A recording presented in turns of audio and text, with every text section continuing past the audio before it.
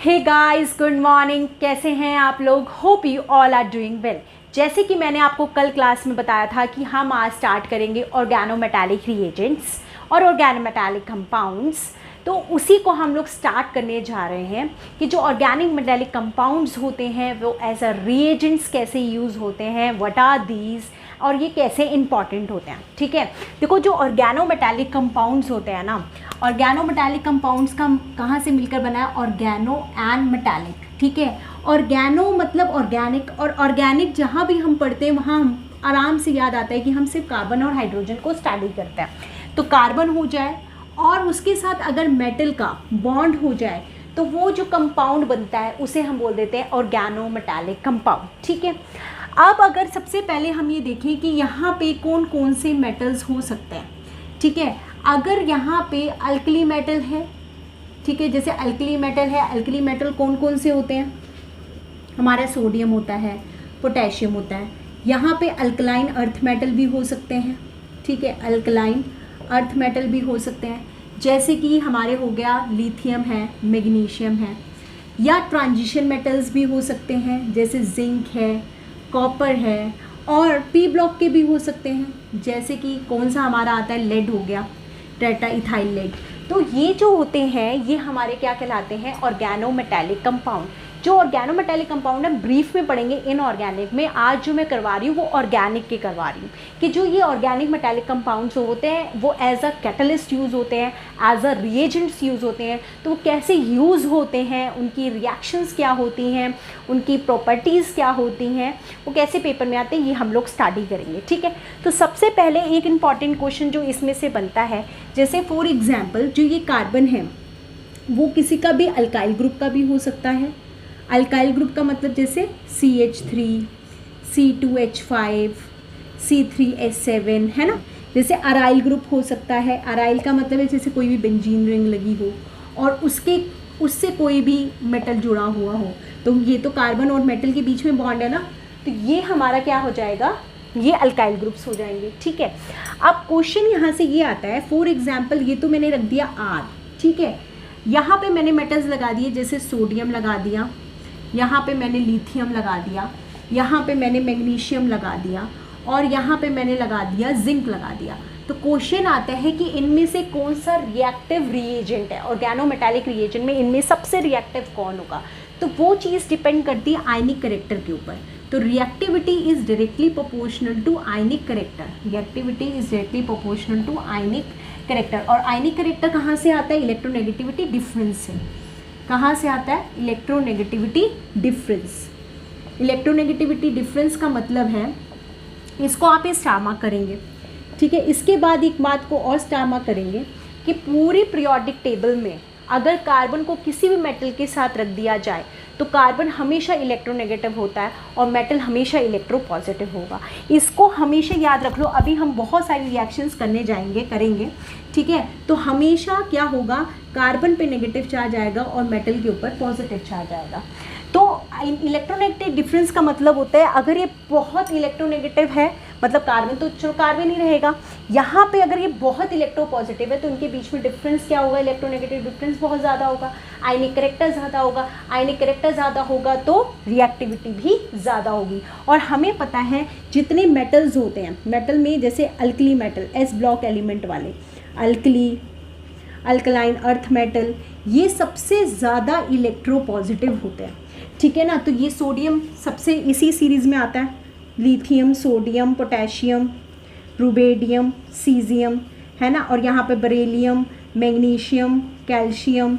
ठीक है, और सारी फिर इधर आते हैं। तो इनमें हमें पता है कि इधर जाएंगे तो थोड़ी सी इलेक्ट्रोपॉजिटिविटी घटती जाती है। जब हम पीरियोडिक टेबल के इस साइड मूव करते हैं तो electronegativity increases and electropositivity decreases. जैसे फ्लोरीन है ना, नाइट्रोजन है, ऑक्सीजन है, वो इलेक्ट्रोनेगेटिव है, और जो यहाँ पे है सोडियम है, पोटेशियम है, मैग्नीशियम है, लिथियम है, इलेक्ट्रोपॉजिटिव है। तो यहाँ पे हम जा रहे हैं तो इलेक्ट्रोपॉजिटिविटी घट रही है, तो इसकी रिएक्टिविटी, आयनिक करेक्टर भी कम होगा और रिएक्टिविटी भी कम होगी। तो आंसर हो जाएगा ये। पहला क्वेश्चन तो ये आता है। सेकेंड आता है कि हमारे कौन कौन से ऑर्गेनोमेटालिक कंपाउंड में, मतलब कौन कौन से ऑर्गेनोमेटालिक रिएजेंट्स हैं जो हमको स्टडी करने हैं, जो इम्पॉर्टेंट है in organic chemistry, in organic chemistry. तो 4 हमको रिएजेंट सबसे ज़्यादा पढ़ने हैं। देखो वही तो मैं कह रही हूँ कि देखो बुक जब आप एमएससी या उठाओगे या बीएससी की उठाओगे तो आपके पास बहुत सारे रिएजेंट्स होते हैं, ठीक है। ऑर्गेनोमेटालिक के तो बहुत हैं, अगर एमएससी आपको कर रहे हैं तो आपको पता चला होगा कि ऑर्गेनोमेटालिक रिएजेंट्स की तो भंडारा है, बट उनमें से 4 बहुत इंपॉर्टेंट हैं, जो कि नंबर 1 है हमारा ग्रिग्नार्ड रिएजेंट, जिसे हम बोल देते हैं RMgX।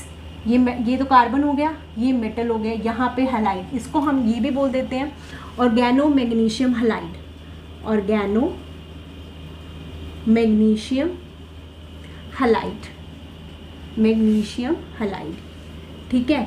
और इसी को हम बोल देते हैं ग्रिग्नार्ड रिएजेंट। क्या बोल देते हैं? ग्रिग्नार्ड रिएजेंट, जो कि बहुत इंपॉर्टेंट रिएजेंट है, ठीक है। इसके बाद सेकंड जो इम्पॉर्टेंट आता है वो होता है अल्काइल लिथियम, ये बहुत इम्पॉर्टेंट है, ठीक है। इसके बाद नेक्स्ट होता है हमारा गिलमन रिएजेंट, जो कि होता है R2 कॉपर Li। ये हम पढ़ेंगे, मतलब जो मैं ये लिख रही हूँ ये मैं आपको अपनी आने वाली क्लासेस में पढ़ाऊँगी, और ये इम्पॉर्टेंट है, इनको छोड़ के नहीं जाना है रिएजेंट्स में। नेक्स्ट हमारा आ जाएगा R2 जिंक, फ्रैंकलिन रिएजेंट, ठीक है। अब हम लोग ये वाले जो रिएजेंट्स हैं ना, वो IIT जैम हो, चाहे CSIR नेट हो, चाहे गेट ओटिफर हो, बाक हो, MSc एंट्रेंस एग्जाम्स हो, ये वाले रिएजेंट सबसे ज़्यादा इंपॉर्टेंट है, ठीक है। सबसे पहले स्टार्ट करते हैं अब हम ग्रिग्नार्ड रिएजेंट से, जिसको मैंने लिखा ऑर्गेनो मैग्नीशियम हैलाइड, ठीक है। अब इसके क्या क्या पॉइंट्स हैं, क्या क्या प्रॉपर्टीज़ हैं, कैसी रिएक्शंस देता है, वो सारा आज की हम क्लास में कवर करेंगे। देखो हमने अभी पढ़ा कि अगर यहाँ पे कार्बन है तो उसके ऊपर तो नेगेटिव चार्ज आएगा और मेटल के ऊपर आएगा पॉजिटिव चार्ज, ठीक है, क्योंकि पूरे पीरियोडिक टेबल में कार्बन सबसे ज़्यादा इलेक्ट्रोनेगेटिव होता है अगर उसके साथ मेटल लगा हो तो, ठीक है। ये 2 तरीके की रिएक्शन दे सकता है, जब इसके ऊपर नेगेटिव चार्ज आ गया तो ये 2 तरीके की रिएक्शंस दे सकता है। एक तो मतलब जो ये R नेगेटिव है वो 2 तरीके की रिएक्शंस दे सकता है, एज अ मतलब it will act as a base and as a nucleophile, मतलब न्यूक्लियोफाइल की भी तरह एक्ट कर सकता है और ये बेस की तरह भी एक्ट कर सकता है, ठीक है। न्यूक्लियोफाइल में ये 2 तरीके की रिएक्शन दे सकता है, nucleophilic addition reaction, nucleophilic substitution reaction, nucleophilic addition and nucleophilic substitution, nucleophilic substitution. और बेस की तरह जब ये एक्ट करेगा तो क्या इसकी पॉसिबिलिटीज़ हैं उसको हम लोग स्टडी करेंगे, ठीक है। ये 3 मेन रिएक्शंस देता है ये, ठीक है। ए पार्ट में अगर हम लोग जाएंगे, सबसे पहले लिखोगे कि when it act as a base, act as a base, ये कब बेस की तरह एक्ट करेगा, ठीक है। अगर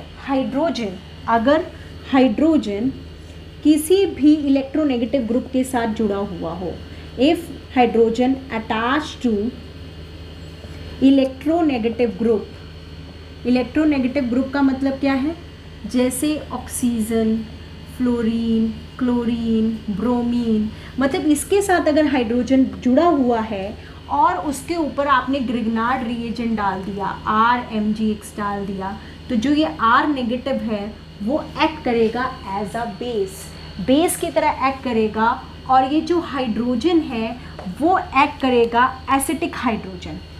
ये कैसे एक्ट करेगा? एसिडिक हाइड्रोजन, ठीक है। ये एब्स्ट्रैक्ट कर लेगा और एसिड बेस रिएक्शन हो जाएगी।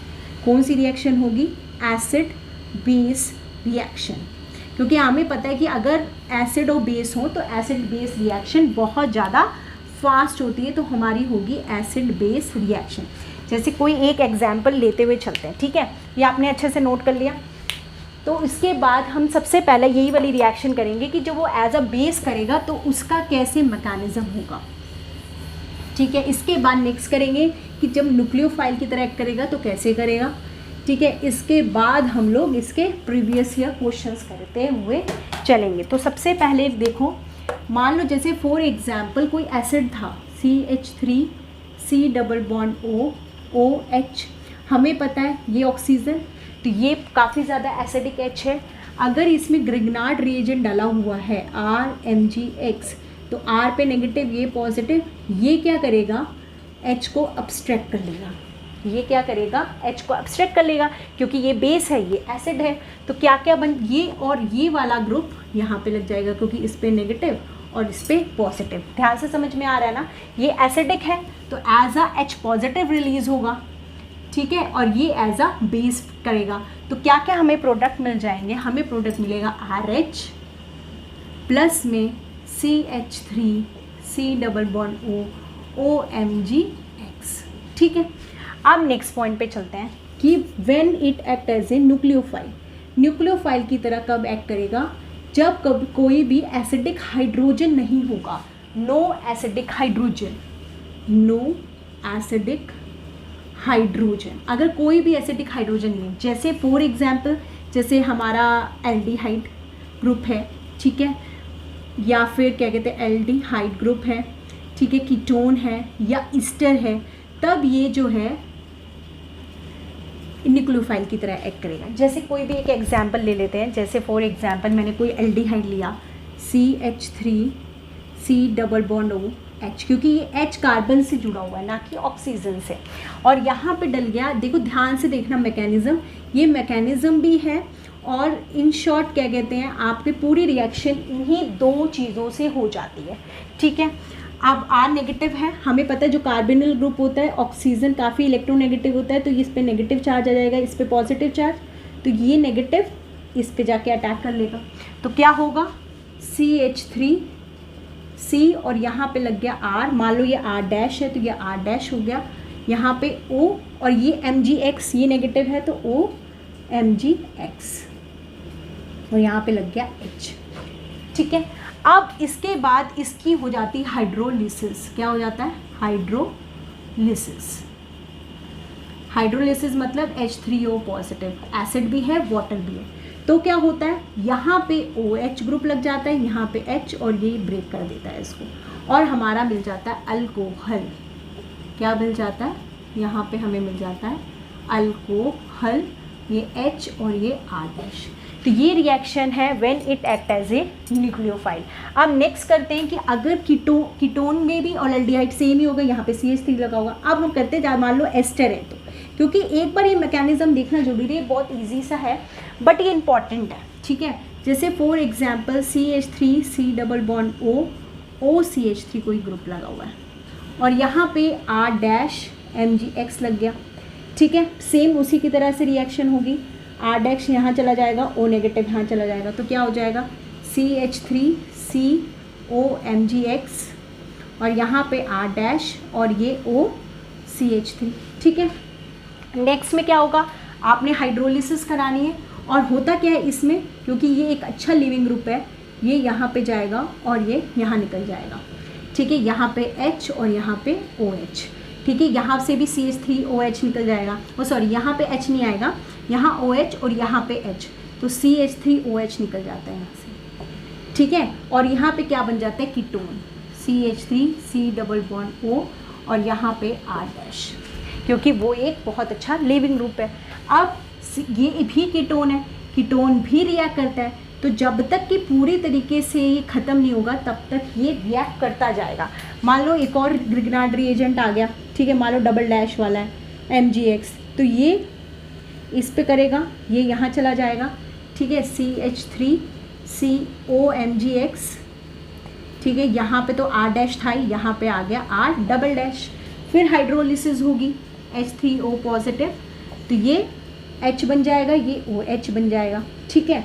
तो ये बन जाएगा CH3 C OH, यहाँ पे R डैश, यहाँ पे R डबल डैश। तो ये जो है ऑर्गेनोमेटालिक रिएजेंट जो कि है ग्रिग्नार्ड रिएजेंट, ये दो तरीके के मेन रिएक्शन देता है। अगर ये एसिडिक H है तो वो H को एब्स्ट्रैक्ट करता है एज अ बेस, और अगर न्यूक्लियोफाइल है तो as a nucleophilic addition reaction देता है, और इस तरीके की रिएक्शन होती है कीटोन के साथ और एल्डिहाइड के साथ अगर एसिडिक H नहीं है तो। अभी हम एक चीज़ छोटी सी रह गई थी कि ये मेथड ऑफ प्रिपरेशन इसका देख लेते हैं, जो कि ज़्यादा इंपॉर्टेंट नहीं है फॉर कॉम्पिटिटिव एग्जाम, पर उसमें 2 पॉइंट्स हैं जो मैं अभी बताती हूँ, इसके बाद प्रीवियस ईयर क्वेश्चंस का। तो क्लास 1 की इसका मेथड ऑफ प्रिपरेशन है। अगर कोई भी अल्काइल हैलाइड है, ठीक है, अल्काइल हैलाइड में आपका कोई भी मेटल डल गया और ड्राई ईथर के प्रेजेंस में होता है, क्योंकि ये काफ़ी ज़्यादा रिएक्टिव होते हैं, तो इसको ड्राई ईथर जो होता है ना, ये एक तो उसको सॉल्व करवाने का काम कराता है, मतलब इस पूरे को सोल्यूशन को सॉल्व करता है, और इसे इनर्ट बनाता है कि रिएक्टिव ना हो और कोई रिएक्शन ना हो जाए, मतलब एक्सप्लोजन ना हो, ठीक है। तो यहाँ पे अल्काइल हैलाइड कोई भी मेटल ड्राई ईथर के फॉर्म में ये बन जाता है RMgX, मतलब मैग्नीशियम जो भी, मतलब RMg यहाँ पे लिख दिया मैंने, ठीक है। ये मेटल आके इनके बीच में लग जाता है। जैसे फॉर एग्जांपल आपने ले लिया Ri और मैग्नीशियम लगा दिया, ड्राई ईथर है जो कि एज अ सॉल्वेंट यूज़ हो रहा है, ठीक है, तो ये क्या हो जाएगा RMgI, ठीक है। यही इसका सबसे इम्पॉर्टेंट मेथड ऑफ प्रिपरेशन है। बस इससे एक इम्पॉर्टेंट क्वेश्चन ये भी आ जाता है कि जो ये है इसकी रिएक्टिविटी ऑर्डर क्या है। तो अगर जैसे फॉर एग्जांपल Ri दे रखा है, Rc ब्रोमीन दे रखा है, RCl दे रखा है, तो कौन रिएक्टिव होगा? हमें पता है आयोडीन जो है सबसे, मतलब it is a very good leaving group, ठीक है, एक अच्छा है, और इनका जो बॉन्ड होता है वो काफ़ी वीक होता है, तो जब मैग्नीशियम यहाँ पे आएगा तो वो इजीली उसको अंदर आने देगा, तो ये हो जाएगा इसका रिएक्टिविटी ऑर्डर, बिकॉज ये एक अच्छा लिविंग ग्रुप है। सेकंड क्वेश्चन आता है कि जो ये R ग्रुप है, जैसे अभी तो मैंने ये हेलोजन्स बदले थे, अब मैं क्या करती हूँ, हेलोजन सेम रखती हूँ। यहाँ मैंने लिख दिया CH3I, यहाँ मैंने लिख दिया C2H5 इथाइल I, और एक लिख दिया C3H7I। अब इनमें से बताओ कौन ज़्यादा होगा? तो ये वाला होगा। जितना ज़्यादा बल्कीनेस बढ़ेगा, ऑब्वियस है एक मैग्नीशियम को इंसर्ट होना है इन लोगों के बीच में, तो जितना छोटा होगा वो उतनी इजीली इंसर्ट करा पाएगा, तो ये ज़्यादा रिएक्टिव होगा। तो ये इतने, इसमें से यही एक क्वेश्चन आता है, ठीक है। अब हम लोग इसके ऊपर जाएंगे जितने भी इसके प्रीवियस ईयर क्वेश्चंस हैं, ठीक है। एक और इम्पॉर्टेंट रिएक्शन इनकी रह गई जो मेरे को बतानी है। अगर अल्फ़ा बीटा अनसैचुरेटेड कंपाउंड दे रखे हों तो क्या होगा, ठीक है। जैसे अल्फ़ा बीटा अनसैचुरेटेड कंपाउंड, ये बहुत, इसको हम ये इसी के पास सारे क्वेश्चन इसी के ऊपर डिपेंड करते हैं, प्रीवियस ईयर के क्वेश्चन सारे इसी पॉइंट के ऊपर डिपेंड करते हैं कि अगर alpha beta unsaturated carbonyl compound है तो अगर RMgX दे रखा है तो कैसे इनकी रिएक्शन होगी, RMgX, ठीक है। यहाँ पे डला हुआ है एक और, हम लोग इसी को दोबारा ड्रॉ कर लेती हूँ मैं, ठीक है।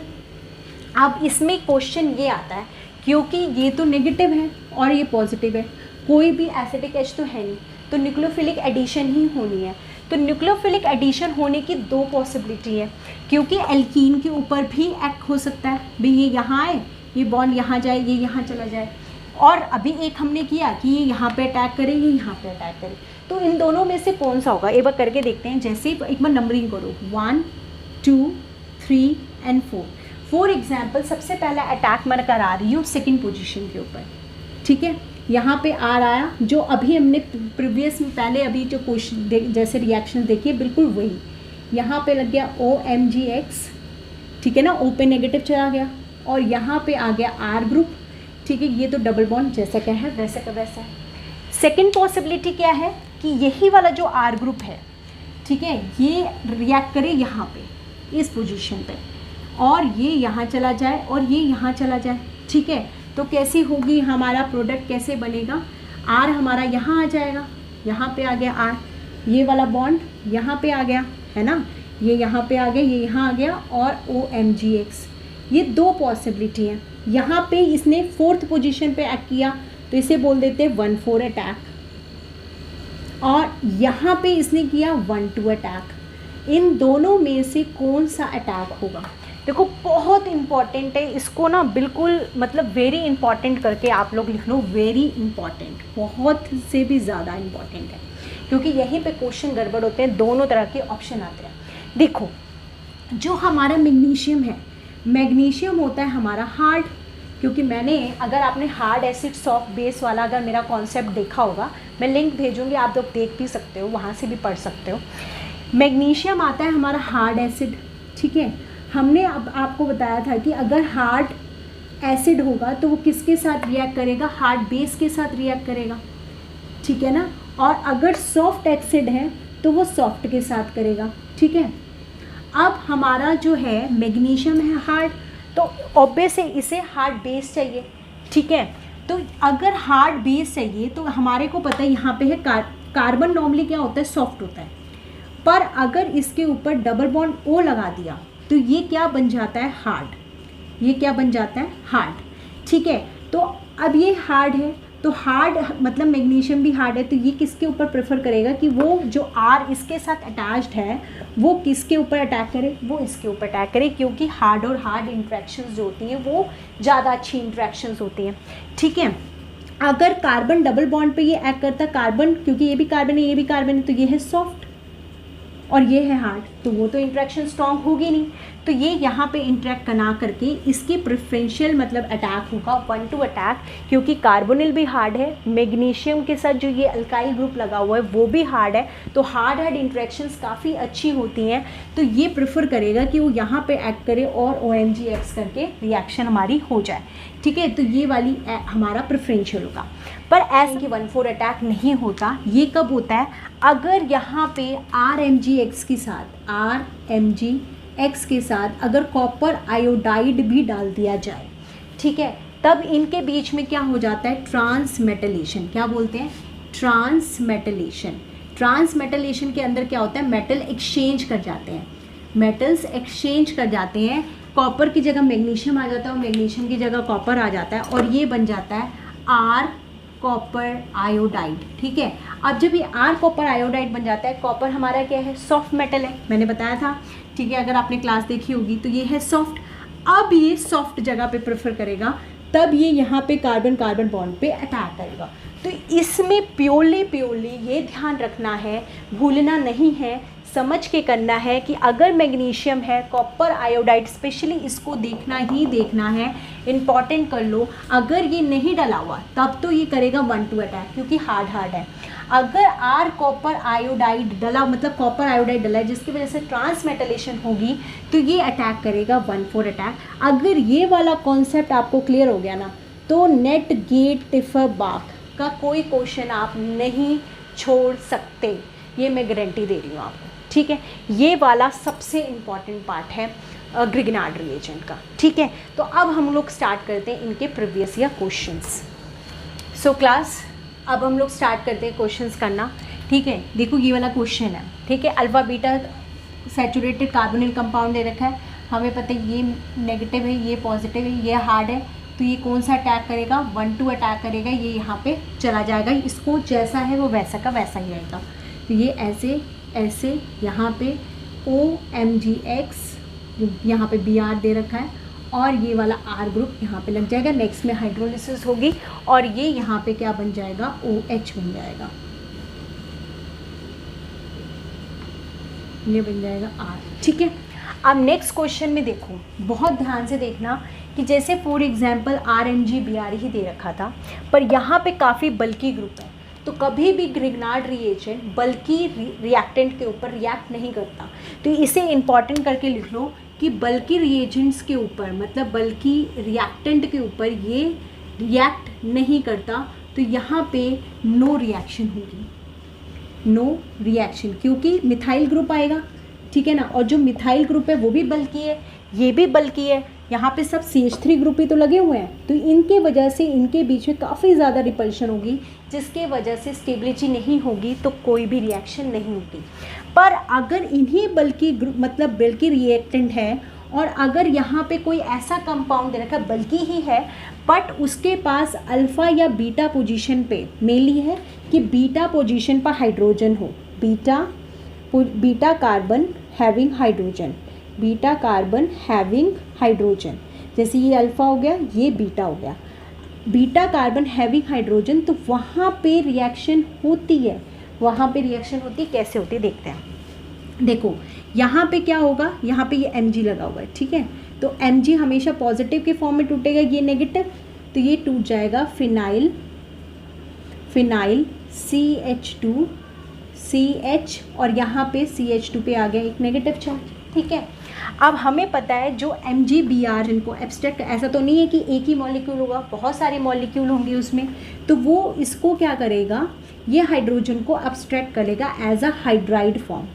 जो ये मैग्नीशियम Br निकला था, जो MgBr था, वो इसको H नेगेटिव की फॉर्म में निकाल लेगा, हाइड्राइड की फॉर्म में, और यहाँ पे क्या आ जाएगा, पॉजिटिव चार्ज, और पॉजिटिव नेगेटिव आपस में बॉन्ड बना लेंगे, तो यहाँ से बन जाएगा phenyl CH double bond CH2, ठीक है। और ये बन जाएगा हमारा ग्रिग्नार्ड रिएजेंट, क्योंकि एक H है, ये Mg है, ये Br है, तो यहाँ से H नेगेटिव निकलेगा। अब ये जो H नेगेटिव है, ये H नेगेटिव जो है वो इसके ऊपर रिएक्ट करेगा, ये H नेगेटिव यहाँ पे जाके एक्ट करेगा और ये यहाँ पे प्रोडक्ट बनाएगा। क्या प्रोडक्ट बनेगा, C, यहाँ पे H, यहाँ पे ये तीनों ग्रुप, क्योंकि H तो अब ज़्यादा स्मॉल ग्रुप है तो कोई हिंड्रेंस होनी नहीं, ये आ जाएगा OMgX। मतलब ध्यान रखना है कि अगर कोई बल्की ग्रुप है पर उसके बीटा पोजीशन पे अगर हाइड्रोजन अवेलेबल है तो वो HMgBr की फॉर्म में निकल के वहाँ से H नेगेटिव निकलेगा और वो एक्ट करेगा एज अ न्यूक्लियोफाइल, और वो एक्ट करेगा और इस तरीके का प्रोडक्ट। देखो ये हमारे को क्वेश्चन दे रखा है, ठीक है, इसमें दो पॉसिबिलिटीज़ दे रखी हैं। एक में तो हमें गिग्नार्ड रिएजेंट, ETO क्या है हमारा, डाइथाइल ईथर, ठीक है, ये तो हमारा एज अ सॉल्वेंट है। ये एसिडिक कंडीशन दे रखी है, H3O पॉजिटिव, वर्कअप भी कह सकते हो आप इसको। अब यहाँ पे अगर हमारे को यही दे रखा हो सिंपल, यहाँ पे जैसे हमारे को दे रखा है कॉपर आयोडाइड, इसके ऊपर बाद में जाएंगे, तो यहाँ पे क्या होगा, हमें पता है मैग्नीशियम के ऊपर आएगा पॉजिटिव चार्ज, Me के ऊपर आएगा नेगेटिव चार्ज, और ये नेगेटिव चार्ज क्योंकि ये हार्ड है और ये भी हार्ड है तो ये एक्ट करेगा यहाँ पे और ये यहाँ चला जाएगा, और क्या बन जाएगा हमारा OMgX। ये तो जैसा है वैसे रहेगा, यहाँ पे लग जाएगा OMgBr और यहाँ पे हमारा क्या लग जाएगा, Me ग्रुप, ठीक है। अब नेक्स्ट में हमारा क्या हो रखा है, हाइड्रोलिसिस, H3O पॉजिटिव के साथ H3O पॉजिटिव, और ये क्या बन जाएगा हमारा, हाइड्रोलिसिस हो जाएगा, ये हो गया Me और यहाँ पे लग गया मेरा OH ग्रुप, ठीक है। तो ये तो प्रोडक्ट हो जाएगा हमारा इस पार्ट का। अब यहाँ पे हमारे को क्या दे रखा है, कॉपर आयोडाइड, और मैंने बोला था अगर कॉपर आयोडाइड डला होगा तो क्या होगा, ट्रांसमेटलेशन, मेटल्स आपस में एक्सचेंज हो जाएंगे, और Me की जगह क्या हो जाएगा, Me कॉपर Br, और जब ये आ जाएगा क्योंकि ये सॉफ्ट है तो ये कौन सा अटैक करेगा, 1,4 अटैक करेगा, और जब ये 1,4 अटैक करेगा तो कौन सी पोजीशन पे, हमेशा नंबरिंग यहाँ से स्टार्ट करेंगे, 1 2 3 एंड 4, तो अब Me कहाँ पे अटैक करेगा, अब Me हमारा यहाँ पे अटैक करेगा, तो कैसे होगा, यहाँ पे Me आ जाएगा, ठीक है, ये वाला बॉन्ड यहाँ चला जाएगा, तो ये वाला बॉन्ड यहाँ चला गया, यहाँ पे OMgBr, ठीक है, ये लग जाएगा। नेक्स्ट स्टेप में हाइड्रोलिसिस हो रखी है, तो नेक्स्ट स्टेप में हमारा क्या होगा, यहाँ पे Me, यहाँ पे OH और ये हो गया डबल बॉन्ड। अब ये हमें पता है ये हमारी क्या है, इनोल फॉर्म है, इन और अल्कोहल, तो इसे क्या बोल देते हैं हम, इनोल फॉर्म, इनोल फॉर्म, ठीक है, ये इनोल फॉर्म है। तो अगर इनोल फॉर्म है तो अब इसको हम किस में टोटोमराइज कर सकते हैं, ठीक है, ये H हमारा यहाँ आ जाएगा, ये डबल बॉन्ड यहाँ चला जाएगा, तो ये कौन सी फॉर्म बन जाएगी, ये कीटो फॉर्म बन जाएगी। तो देखा आपने आंसर्स कैसे चेंज होते हैं from this product to this product. अब एक और चीज़ है, यहाँ पे एक और पॉसिबिलिटी भी हो सकती है, क्योंकि हमारा यहाँ पे एसिडिक कंडीशन दे रखा है, तो यहाँ पे ये चीज़ को और स्टारमा करो, क्योंकि ये एसिडिक है तो इसके पास कुछ ना कुछ H+ होगा, ठीक है। ये H+ अगर आपका यहाँ पे स्टेबल कार्बोकैटायन बनने की फॉर्मेशन है तो क्या होगा, ये H+ मतलब यहाँ पे एसिडिक कंडीशन है, बस कराना पड़ेगा एक बार,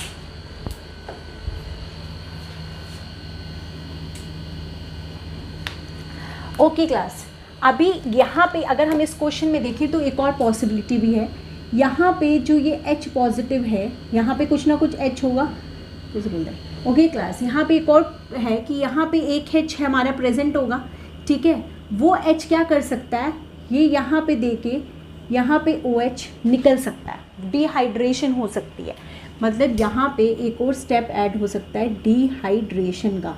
डिहाइड्रेशन होने से क्या होगा, यहाँ पे एक डबल बॉन्ड बन जाएगा, यहाँ पे एक डबल बॉन्ड बन जाएगा, यहाँ पे Me और यहाँ पे डबल बॉन्ड, तो कॉन्जुगेशन आ जाएगा। और जब भी इस तरीके की कॉन्जुगेशन पॉसिबल होती है तो डिहाइड्रेशन होने की पॉसिबिलिटी बहुत ज़्यादा बढ़ सकती है। तो मे भी हो सकता है यहाँ पे आपको ऑप्शन मिले और हो सकता है यहाँ पे भी ऑप्शन मिले, क्योंकि यहाँ पे अगर ये OH निकलेगा, अगर वाटर की फॉर्म में निकल जाए तो यहाँ पे एक स्टेबल कार्बोकेटाइन की फॉर्मेशन हो सकती है।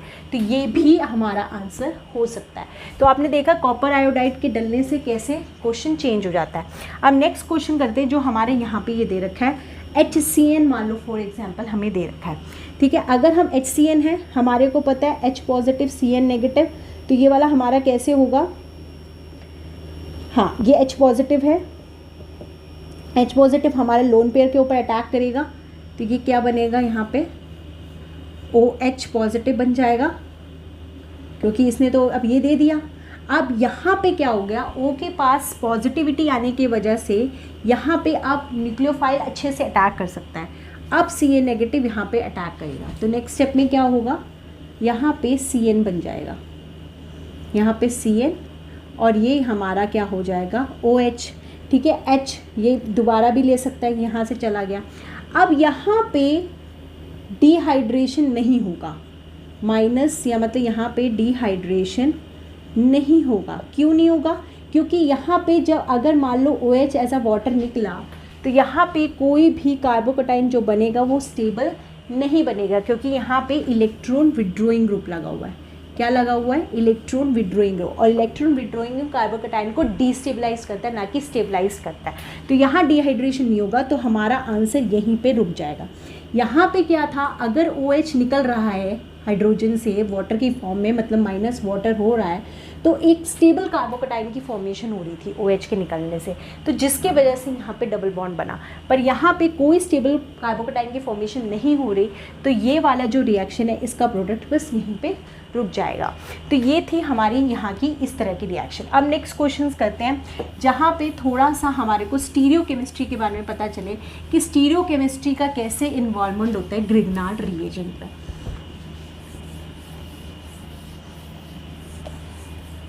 जैसे ये वाले क्वेश्चंस अब हम लोग करते हैं। फॉर एग्जांपल आपको ये दे रखा है, कीटो फॉर्म ही दे रखा है,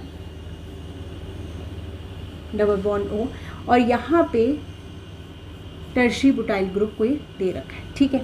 अब आपको यहाँ पे ग्रिग्नार्ड रिएजेंट डाला हुआ है RMgX, ठीक है, और यहाँ पे H3O पॉजिटिव।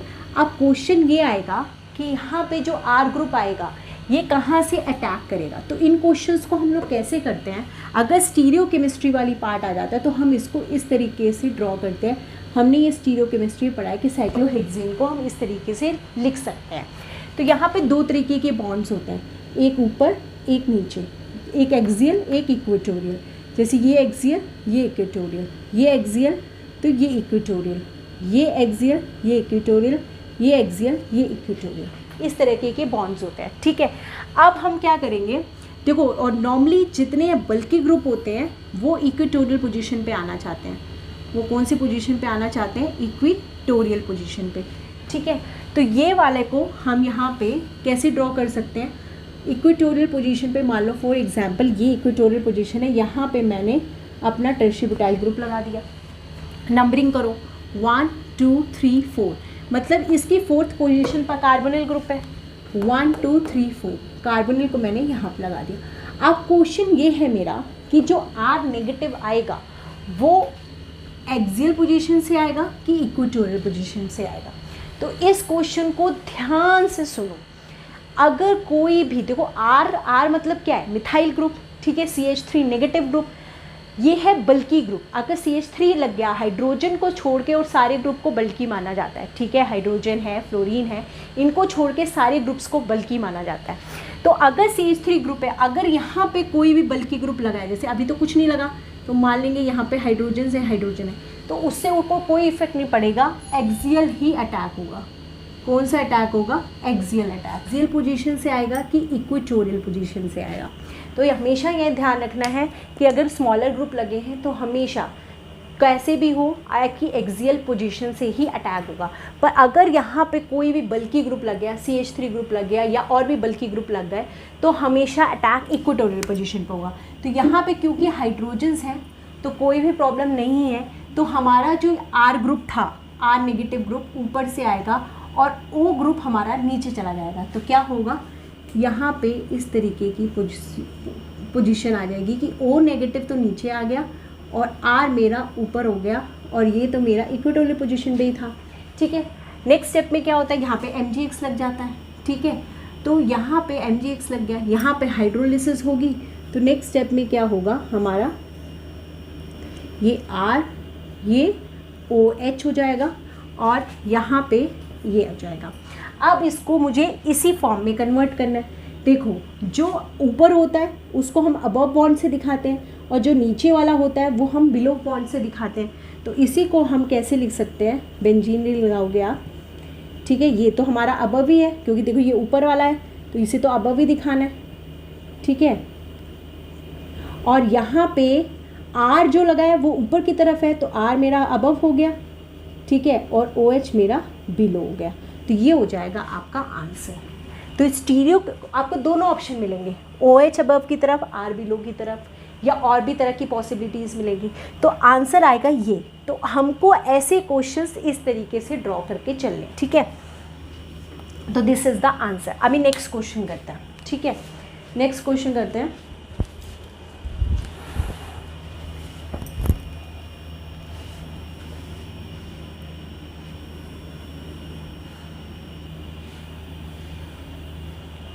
नेक्स्ट क्वेश्चन भी बहुत ज़्यादा इम्पॉर्टेंट है। जैसे कि इस तरीके का क्वेश्चन फॉर एग्जांपल आपको दे रखा है।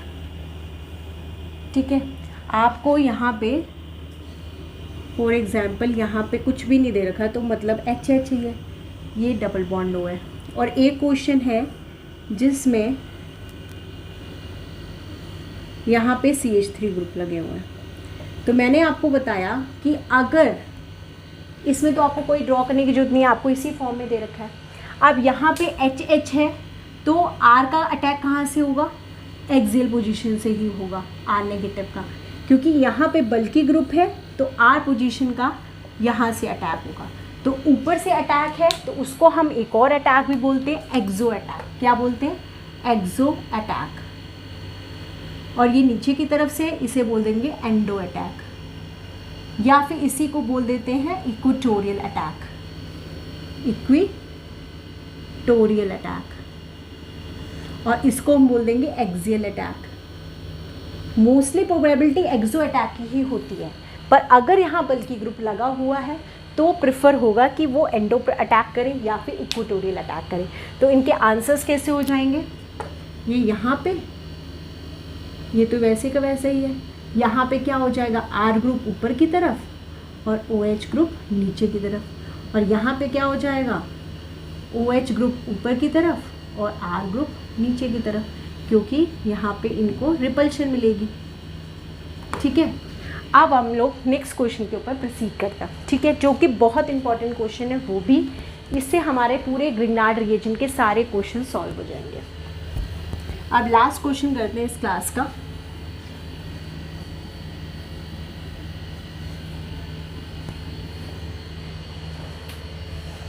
फॉर एग्जाम्पल हमारा ये क्वेश्चन मेरा था, बहुत इंपॉर्टेंट क्वेश्चन है ये। ठीक है, डबल बॉन्ड O, ये यहाँ पे ये फिनाइल ग्रुप लगा हुआ है। ठीक है, यहाँ पे दो चीज़ें दे रखी हैं, एक तो दे रखा है MeMgCl, ठीक है, CuCl के प्रेजेंस में, और एक ऐसे ऐसे ऐसे यहाँ पे Cl। ठीक है, देखो मैंने बोला MeMgCl, CuI हो, CuCl हो, कुछ भी हो तो कौन सा अटैक करेगा, 1,4 अटैक करेगा। नंबरिंग करनी है 1, 2, 3 and 4। ठीक है, अब मेन है स्टीरियोकेमिस्ट्री कि ये अबव है तो जो मेरा Me आएगा वो कहाँ से आएगा? ऑब्वियस है, जब बल्कि ग्रुप ऊपर की तरफ से लगा हुआ है तो Me तो नीचे से ही अटैक करेगा। तो यहाँ पे क्या होगा, ये Me जो है नेगेटिव एंड ये पॉजिटिव, जो ये Me है वो कहाँ पे अटैक करेगा? यहाँ करेगा, ये यहाँ जाएगा, ये यहाँ चला जाएगा। तो होगा क्या, हमारा क्या बनेगा,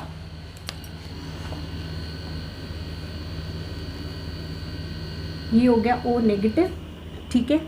ये यहाँ पे मान लो MgX जो भी हमारा MgCl दे रखा है, ठीक। यहाँ पे बिलो द प्लेन आया हमारा R ग्रुप मतलब Me ग्रुप, और अबव हो गया फिनाइल ग्रुप, ठीक है।